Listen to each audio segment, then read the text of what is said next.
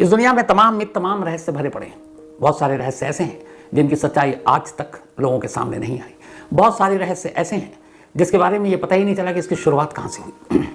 आज की कहानी एक ऐसी रहस्यमयी कहानी है।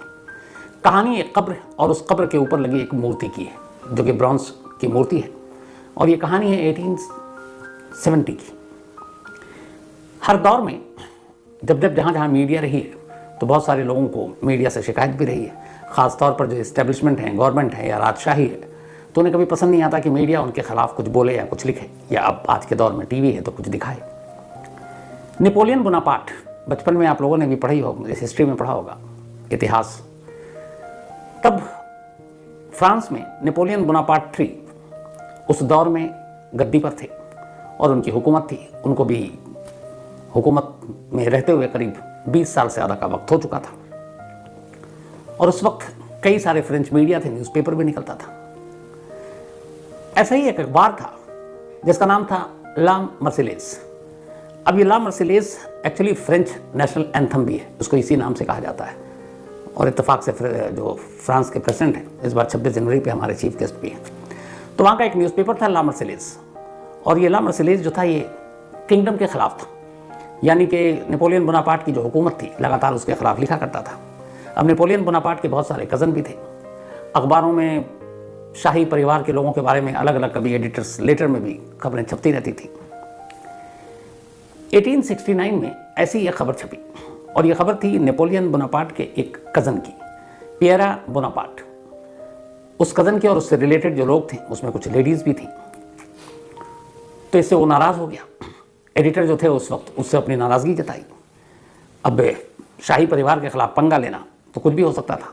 तो फिर ला मर्सिलेज के न्यूज़पेपर के जो एडिटर थे उन्होंने कहा कि चलो इस झगड़े को ख़त्म करते हैं, और उन्होंने अपने सबसे होशियार, सबसे सुलझे हुए जर्नलिस्ट, सबसे अच्छे रिपोर्टर विक्टर नुआर, यही नाम था, विक्टर नुआर को, जो नेपोलियन बोनापार्ट III के कज़न थे, पियरा बोनापार्ट, उनके पास भेजा कि जाओ तुम कुछ समझौता कर लो, देख लो क्या कुछ होता है।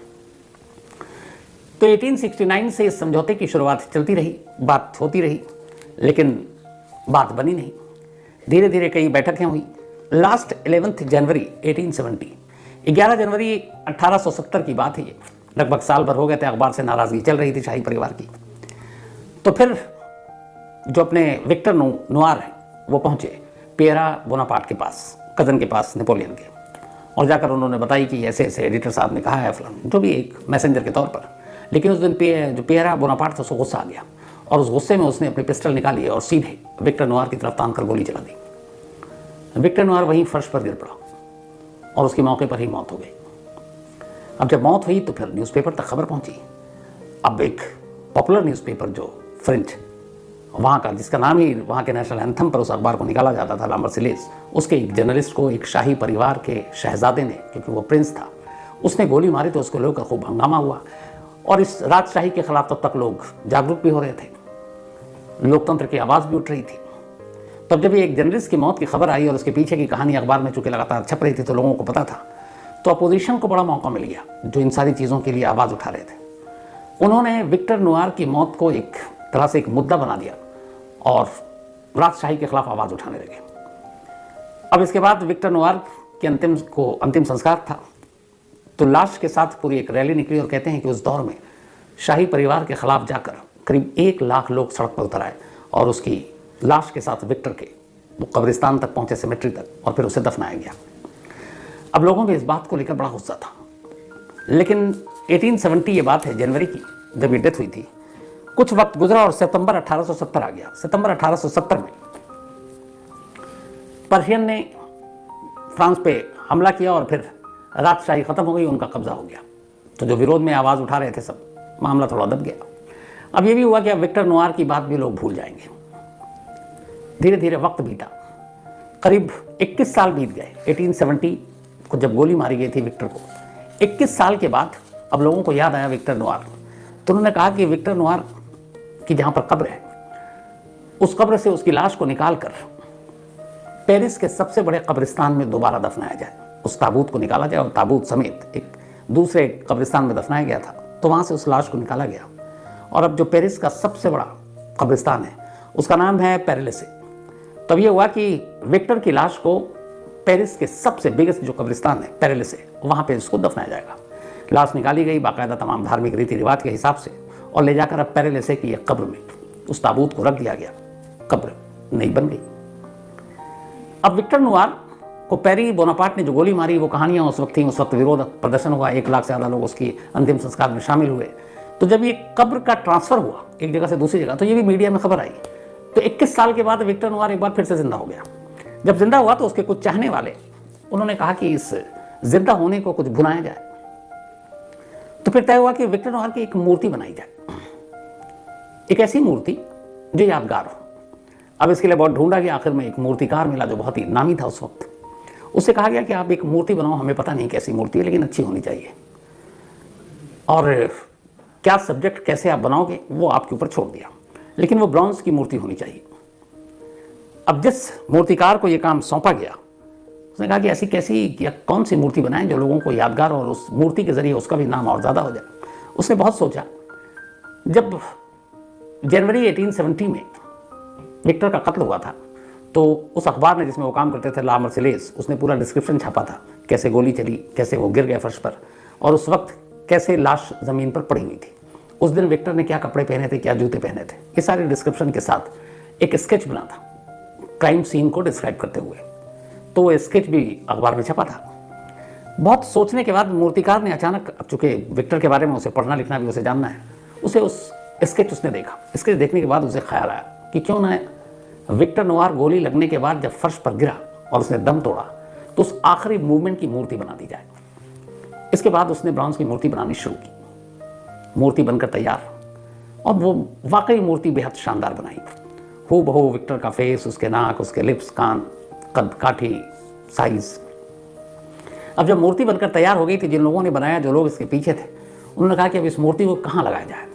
बहुत सोच विचार के बाद यह तय हुआ कि इस मूर्ति को इसी पेरेलिसे कब्रिस्तान में विक्टर नुआर के कब्र के ऊपर रखी जाए। आइडिया सबको पसंद आया। अब उस मूर्ति को ले जाकर उस कब्र पर लिटा दिया गया, तो फिक्स कर दिया गया एक तरह से। ये जो आप तस्वीर देख रहे हैं ये वही मूर्ति है जो बनाई गई थी। अब मूर्ति को उस कब्र पर रख दिया गया। कुछ लोग शुरू में आए, जो सारी चीज़ें हैं उन्होंने मूर्ति देखी, चले गए, और एक तरह से लगा कि अब विक्टर नुआर की कहानी एक बार फिर से ख़त्म हो जाएगी। लेकिन ये जो कब्रिस्तान था पेरिस का सबसे बिगेस्ट कब्रिस्तान, अब जब बड़ा है तो इसका मतलब है कि हर रोज़ वहाँ बहुत सारी लाशें आते होंगी, बहुत सारे ताबूत आते होंगे, बहुत सारे लोग आते होंगे उस आखिरी घड़ी का गवाह बनने के लिए। तो उस कब्रिस्तान में डेली सैकड़ों लोग आते थे, और जब वो गुजरते तो इकलौता एक कब्र था जिसको वो देखते कि इस कब्र के ऊपर एक मूर्ति रखी है। उस मूर्ति की कहानी वहाँ चर्चा में थी, सभी को पता था, मीडिया में खबर छपी थी। तो उन्हें पता था ये विक्टर नुआर एक जर्नलिस्ट है जिसको नेपोलियन बोनापार्ट III के कजिन ने गोली मारी थी। मूर्ति देखने में इतनी खूबसूरत थी कि कब्रिस्तान में बहुत सारी लड़कियां, महिलाएं भी आती थी। तो कहते हैं कि शुरुआत ऐसे हुई कि एक रोज़ कब्रिस्तान में कुछ लोग एक किसी मुर्दे को दफना कर लौट रहे थे, उसमें कुछ महिलाएं थी। अचानक उनकी नज़र पड़ी और वो इतना क्यूट मूर्ति लगा कि उन्होंने जाकर पहले उसके पेशानी पे, फिर उसके लिप्स पे किस कर दिया और वो वहाँ से निकल गई। इसके बाद फिर ये कई और आए, वो बड़ा खूबसूरत लगता, वो कोई हाथ पे किस कर देता, कोई गाल पे किस कर देता, कोई लिप पे किस कर देता, और वो निकल गए। अब फिर धीरे धीरे यहीं से रहस्य शुरू हुई कि अचानक पेरिस के अंदर एक रूमर उड़ा, अफवाह ये उड़ी कि इस पेरेलासे कब्र में एक मूर्ति रखी हुई है एक कब्र के ऊपर, जो एक जर्नलिस्ट विक्टर नुआर की है, और इसको जो भी महिला जिसको कोई औलाद नहीं होती, जिसने तमाम मिन्नतें कर ली, अगर उस मूर्ति को किस करे तो वो मां बन जाएगी, वो प्रेग्नेंट हो जाएगी, और साल भर के अंदर। अब जब ये बात उड़ी तो धीरे धीरे फिर मीडिया में खबर छपी। अब ऐसी बहुत सारी औरतें, महिलाएं हैं पूरी दुनिया में, अपने देश के साथ साथ, जो औलाद की खातिर कहाँ कहाँ नहीं भटकती हैं, दर दर भटकती हैं, मंदिर, मस्जिद, गुरुद्वारे, दरगाह, हर जगह बाबाओं के पास, कि कहीं से भी उम्मीद मिलती है कि उनकी गोद भर जाए, वो पहुँच जाती हैं। तो अछूता इसको लेकर अब विदेश के लोग भी नहीं अछूते। तो अब जब ये बात फैली तो बहुत सारी ऐसी महिलाएं थी जिनकी शादी को कई बरस बीत गए, औलाद हुई नहीं। अब वो उस कब्रिस्तान में पहुंचने लगी बिना मुर्दों के साथ। क्यों?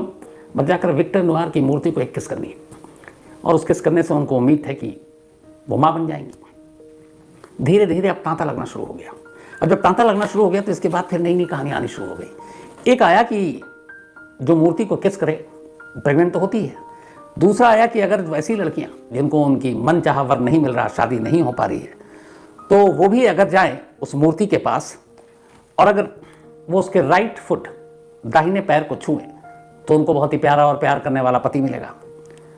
अगर उसके बाएं पैर को कोई छुए तो उसको ट्विंस यानी कि जुड़वा बच्चा पैदा होगा। तो लिप्स करना, पैर छूना, दोनों पैर छूना, या जो एक हैट है मूर्ति में, उस टोपी में अगर कोई गुलाब डालता है तो उससे भी उसको मन चाहा पति मिलेगा, औलाद होगी। तो ये सारी चीजें तेजी से बढ़ना शुरू हो गया।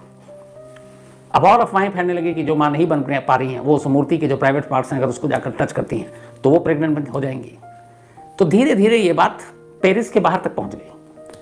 अब हजारों की तादाद में ऐसी महिलाएं हैं या लाखों की तादाद में जिनकी शादी नहीं हुई। सिर्फ अपने देश का मसला नहीं है, तो वहां भी ऐसे कि कोई ऐसा साथी मिले जो मन चाहा हो। तो एक उम्मीद के खातिर ये सब अब सीधे इस पैरेलल से कब्रिस्तान में पहुंचनी शुरू हो गई, खासतौर पर तमाम महिलाएं। अब जब पहुंचनी शुरू हो गई तो कोई किस कर रहा है, कोई टच कर रहा है, कोई पैर छू रहा है, कोई रब कर रहा है। उससे धीरे धीरे ये हुआ कि ये ब्रॉन्ज की मूर्ति बनी थी। उन जगहों पे जहां जहां ये टच करते, किस करते, वो बिल्कुल आप देखेंगे तो चमचमाने लगा, मतलब वहां पे शाइनिंग है। बाकी जगह जो मूर्ति है अपने ओरिजिनल कलर में है। तो अब ये हुआ कि अगर इसी तरह से लोग आती रहीं महिलाएं और उसको टच करती रहीं, किस करती रहीं, छूती रहीं, तो ये मूर्ति अपना असली रंग खो देगी। तो अब क्या करें? तो जिन लोगों ने मूर्ति बनाई, जो इसके पीछे थे, उन्होंने कहा कि रोकना पड़ेगा लोग, खासतौर पर तमाम औरतों को, लड़कियों को। 2004 में ये बात देखिए कहाँ से चला रहा है। और उसके बाद ये कहानी आती 2004 में। 1870 की बात है ये, जब ये हुआ था, और 1891 में कब्र का ट्रांसफ़र किया गया था। उसके बाद 2004 में ये हुआ कि मूर्ति अपना असली रंग खो रही है। तो वहाँ के जो मैनेजमेंट हैं या जो भी लोग हैं और इस मूर्ति के पीछे, उन्होंने उस मूर्ति के चारों तरफ एक बाउंड्री टाइप की खींच दिया, तार लगा दिया और एक बोर्ड लगा दिया कि इस मूर्ति को अगर आप कोई टच करेगा तो उसके खिलाफ कानूनी कार्रवाई की जाएगी। अब आसपास हो गया, आप मूर्ति के करीब जा नहीं सकते क्योंकि घेराबंदी कर दी। कहते हैं कि जैसी ये चीज़ हुई, हज़ारों महिलाओं ने इसका विरोध करना शुरू कर दिया, बाकायदा उस सेमेट्री यानी कि कब्रिस्तान के मैनेजमेंट के खिलाफ, प्रशासन के खिलाफ। और महिलाओं की तादाद इतनी थी कि आखिर में उन लोगों को झुकना पड़ा। और फिर कुछ दिन के बाद उन्होंने अपना फैसला वापस लिया, उस घेरेबंदी को हटाया और कहा भाई जिसको जो मर्जी आओ, अपनी अपनी मन्नतों के हिसाब से तुम्हारी जो भी श्रद्धा है, आस्था है, आप करो और जाओ। उसके बाद ये दोबारा खुल गया। ये कहानी का एक पार्ट। दूसरा पार्ट ये है, बहुत सारे लोग कहते हैं कि ये सब बकवास है, इसका कोई साइंटिफिक वो नहीं, ये भी फैक्ट है। आज तक साबित नहीं हुआ कि इसको छूने से कोई प्रेग्नेंट हो जाए। लेकिन ऐसी औरतों की भी एक बड़ी तादाद थी जो जब इस मूर्ति को टच करके या किस करके गई, उसके बाद वो प्रेग्नेंट हो गई 1 साल के अंदर। और उससे पहले उनकी शादी को 10, 12, 15 साल हो चुके थे और कभी वो प्रेग्नेंट नहीं हो पाई। तमाम डॉक्टरों को भी दिखाया। तो जब वो प्रेग्नेंट हुई और उनका बच्चा पैदा हुआ तो वो अपने अपने बच्चों को लेकर विक्टर नुआर के कब्र पर पहुंची और वहां जाकर फूल वूल रखे, कई तो वहां पर जाकर तस्वीरें रख दी जो उनका बेबी हुआ। तो ऐसी एक बड़ी तादाद है औरतों की जिन्होंने ये किया। ऐसी बहुत सारी लड़कियों और महिलाओं की तादाद है बल्कि जो वहां आई, उन्होंने पैर को टच किया, किस किया और उसके बाद उन्हें अच्छा जीवन साथी मिला जैसा वो चाहती थी। वो फिर कपल वहां पहुंचा और कपल ने जाकर थैंक्स के नाम पर वहां रोज रखा। तो ऐसे लोगों की तादाद भी हजारों में है और ऐसे लोगों की तादाद भी हजारों में जो कहते हैं ये सब बकवास है, ये सब अंधविश्वास है। तो अंधविश्वास सिर्फ अपने यहाँ नहीं चलता, दुनिया में हर जगह है। लेकिन इसका आज तक कोई साइंटिफिक ऐसा कोई रिसर्च या रीज़न जो कहे कि हाँ इसको टच करने से कोई प्रेग्नेंट या गर्भवती हो जाए, साबित नहीं हो पाया।